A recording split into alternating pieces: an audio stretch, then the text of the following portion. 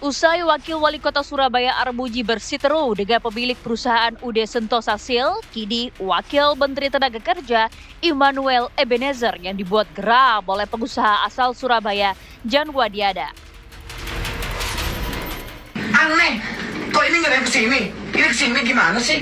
Ijazahnya di mana sih, Pak? Tadi ngapain? Oh, kita cuma minta pulang ijazahnya, Bu. Nggak minta apa-apa, nggak minta duit. Udah kasih aja. Saya nggak tahan, Bang. Saya nggak tahu, Pak. Lo kan nggak tahu, ini orang ngasih kesini.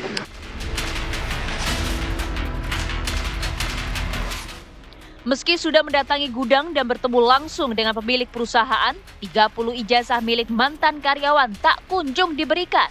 Dari hasil dialog dengan pengusaha Jan Wadiada serta meminta keterangan dengan para pegawai, terdapat keterangan yang tak sinkron dan berbelit-belit. Selain menemukan fakta tentang dugaan penahanan ijazah, Wamenaker juga menemukan pelanggaran yang lain. Seperti denda bagi pegawai yang melaksanakan sholat Jumat, melakukan penguncian pintu dari luar, dan meminta tebusan untuk pengambilan ijazah.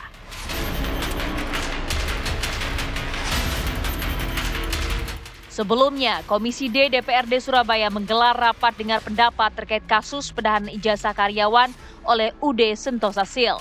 Dalam rapat tersebut diungkapkan ada puluhan karyawan yang ijazahnya ditahan. Namun, pengusaha Diana masih saja menyangkal telah menahan ijazah karyawan. Meski mantan karyawan sudah menunjukkan sejumlah bukti penahanan ijazah. Tak juga menemukan titik temu, akhirnya mantan karyawan UD Sentosa Steel melapor ke Mapolres Pelabuhan Tanjung Perak, Surabaya. Wali Kota Surabaya, Eri Cahyadi pun mengawal langsung laporan para mantan pekerja tersebut.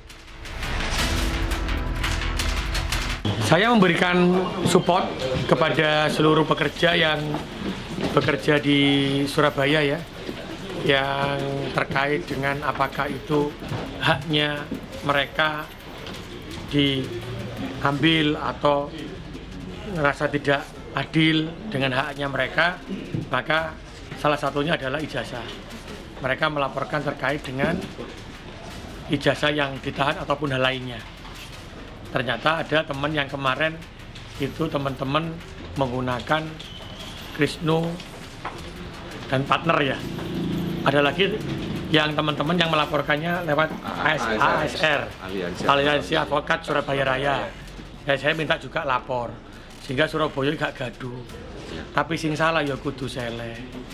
Jadi kita akan kawal terus, apakah itu di titik manapun, sehingga kita buat posko pengaduan ya. Lantas, apa langkah hukum selanjutnya pemerintah pusat dan daerah setelah perusahaan dinilai tak kooperatif dalam proses pemeriksaan? Dan betulkah selain penahanan ijazah 30 karyawan, perusahaan UD Sentosa Steel juga diduga tidak mengantongi izin?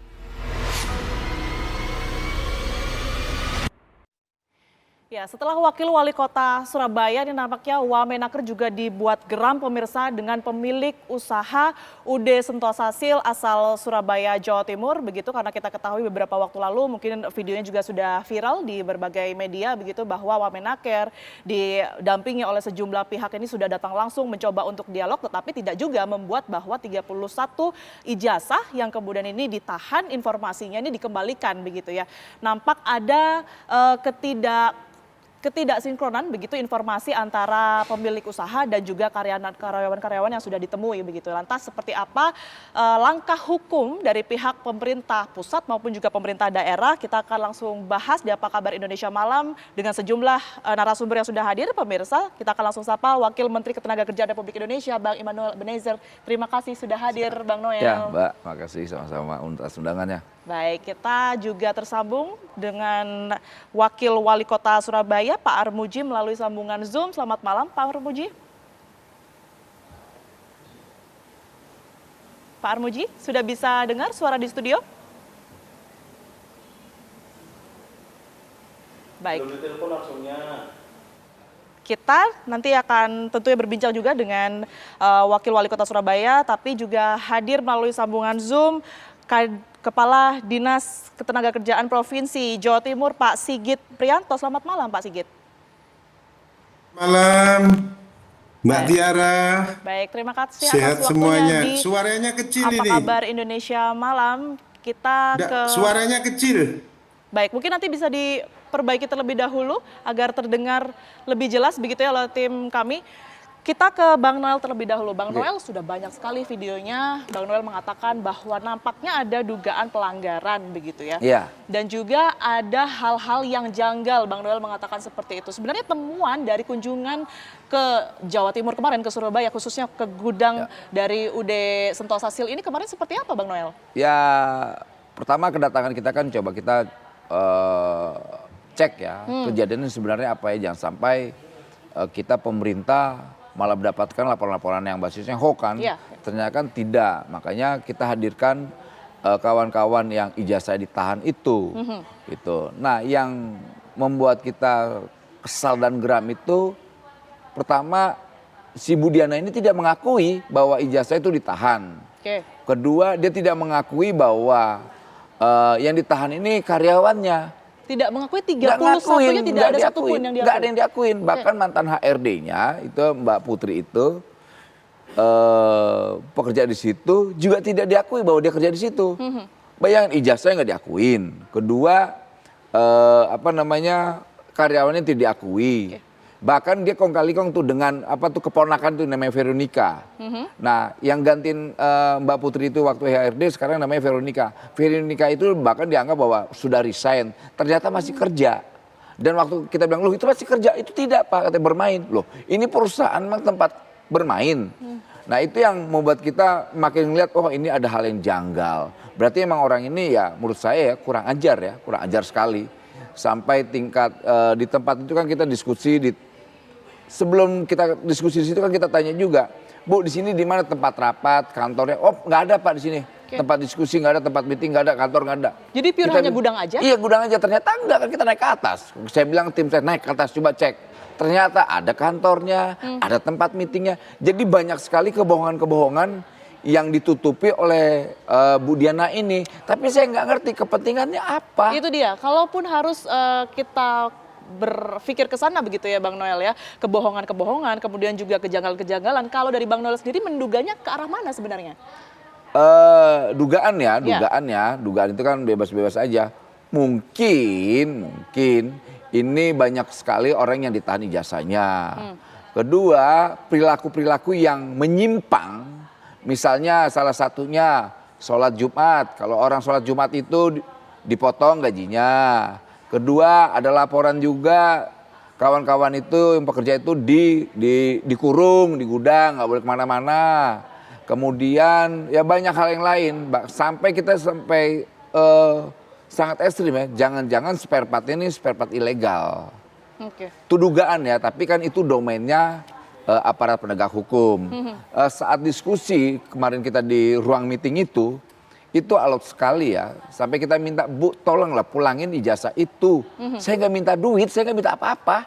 Saya hanya minta ijazah itu agar dipulangkan. Karena itu kan dokumennya, dokumen pekerja yang nggak boleh ditahan gitu loh. Bahkan Dan sampai itu hari ini itu belum kembali begitu ya Bang? Belum. Kadang-kadang lupa dia, kadang-kadang mengakui. Kemarin kita pergi, dia nggak ngakuin. Nah berapa hari yang lalu saya baca, dia ngakuin. Nah makanya sebenarnya orang gimana, sakit atau apa ya, kayak nggak tahu lah ya. Saya sampai sebetulnya kesal sekali. Saya aja yang hadir di sana aja kesal semua. Polisinya kesal, wawalinya kesal, anggota dewannya kesal. Saya kesal juga. Karena kenapa? Kok dia harus berbohong sampai kita tuh punya niat gini. Kalau seandainya pekerjanya itu punya hutang piutang, ya sudah kita bayarin. Gitu. Yang penting ijazah itu dipulangkan gitu loh. Tapi ini menjadi apa penting ya momen untuk industrial yang lain untuk jangan coba-coba menahan dokumentasi para pencari kerja. Baik, Bang Ini Noel. saya kasih peringatan keras di ruang ini ya.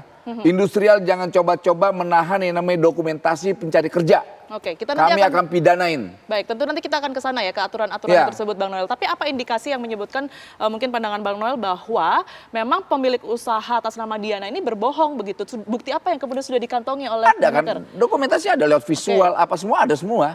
Dari dia tidak mengakui bahwa itu karyawannya, kemudian tidak mengakui ijazah ditahan, sampai dia tidak mengakui bahwa yang namanya siapa tuh Veronica itu bekerja di situ, resign tanya. Jadi dia mau masang badan, entah apa yang mau dipasang. Orang kita tidak juga, ini kan bukan tindak pidana, bukan tindak apapun, kita hanya minta agar itu dipulangkan, nggak lebih dari itu. Akhirnya manjang, ya sudahlah. Untung aja ada polisi di sana dari Dirkrimum dari Polda, ya coba ngasih masukan, Pak, sudah katanya, jangan Bapak nyelesain, biar kita nyelesain kepolisian. Udah, biar dia berbohongnya itu sama polisi, jajal aja. Polisi kita kan terlatih ngadepin orang yang suka bohong. Baik, menarik tadi statement dari Bang Noel dan juga mungkin sudah tersebar di berbagai informasi begitu ya, bahwa ternyata ada potongan untuk mereka yang akan melangsungkan sholat Jumat. Itu benar-benar adanya dan saat ini karyawan yang masih bekerja di sana masih diberlakukan terus, Bang? Nah, soal itu saya tidak tahu ya, apakah itu berkelanjut atau tidak. Tapi saya yakin karena gini, pas kita sidak ke sana, semua yang kerja di sana satu suara. Tidak tahu, lupa. Tidak tahu, lupa. Semua. Saya panggil, Mbak, coba sini, Mbak. Kayak ada, nih kan kita tahu ya, paham psikologis orang ya. Orang itu lepas atau apa. Dia datang, ya saya nggak tahu, lupa, pergi. Tak kita, Mbak, sini Mbak, yang ada kerja di situ. Mbak, ini gimana? Oh, saya nggak tahu, saya lupa. Semua jawabannya orkestrasi sama. Jadi Bu Diana, HRD yang namanya Veronica itu, ya sama. Saya nggak punya wewenang, saya nggak tahu. Mbak, waktu itu kan orang ini, kan waktu itu namanya Mas apa itu ada tuh pencari kerja kita, Mbak kenal nggak sama dia? Kenal. Antas ijazahnya kan dititip di Mbak. Lupa. Cuman jawabannya lupa, nggak inget. Nggak inget apa-apa. Pokoknya semua bahasa hukum. Sangat nggak kooperatif begitu ya, Bang, sangat tidak kooperatif. Sehingga dari pihak pemerintahan juga sulit menggali informasi berkaitan dengan hal itu, atau apalagi mengajak untuk berdialog begitu ya. Nah, makanya kita serahkan kasus ini ke aparat penegak hukum, khususnya kepolisian. Di situ ada Pak Kapolres. Gemes juga Pak Kapolresnya. Baik, gitu. Berkaitan dengan ini Bang Noel, ada juga informasi tebusan ya. Kalau tidak salah nominalnya adalah 2 juta rupiah untuk kemudian ini meminta ijazah tersebut. Apakah dari 31 orang tersebut ini sudah ada yang mencoba untuk menebus dengan nominal 27 juta tersebut? Kalau itu kan informasi ya, itu sifatnya informasi yang kami tidak mau terlalu jauh ke sana. Tapi ketika itu menjadi informasi, biarkan itu aparat penegak hukum menjadi alat bukti.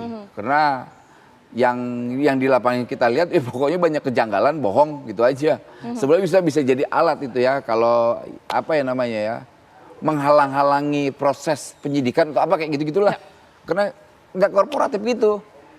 Kalau saya sih pengennya tuh ditutup tuh UD-nya tuh, usaha dagangnya ditutupnya, disegel lah. Karena informasinya ternyata juga bukan UD ya Bang, ya lebih dari itu bahkan. Iya. Dari itu mah ukuran dan juga kemampuannya. Itu bukan UD, itu mah CV atau PT lah. Karena kan itu alat-alat spare part mobil ya, jangan-jangan gelap gitu atau ilegal atau apa, atau pajaknya kita juga mau ngajak kawan-kawan Dirjen Pajak untuk apa evaluasi itu benar nggak bayar pajaknya gimana tuh. Baik, untuk itu nanti harus diusut begitu ya Bang Noel ya. Tadi adalah apa yang kemudian sudah didapatkan oleh Wamenaker pada saat kunjungan ataupun juga sidak begitu ya kemarin ke Surabaya, Jawa Timur. Kita akan langsung dengar Bang Noel dan juga pemirsa ini bagaimana sebenarnya kesaksian dan juga yang dialami oleh mantan karyawan dari UD Sentosa Sil ini. Sudah bergabung bersama kami Mbak Putri. Ini Mbak Putri betul. Selamat malam Mbak Putri. Dan juga didampingi oleh pihak kuasa hukum ya.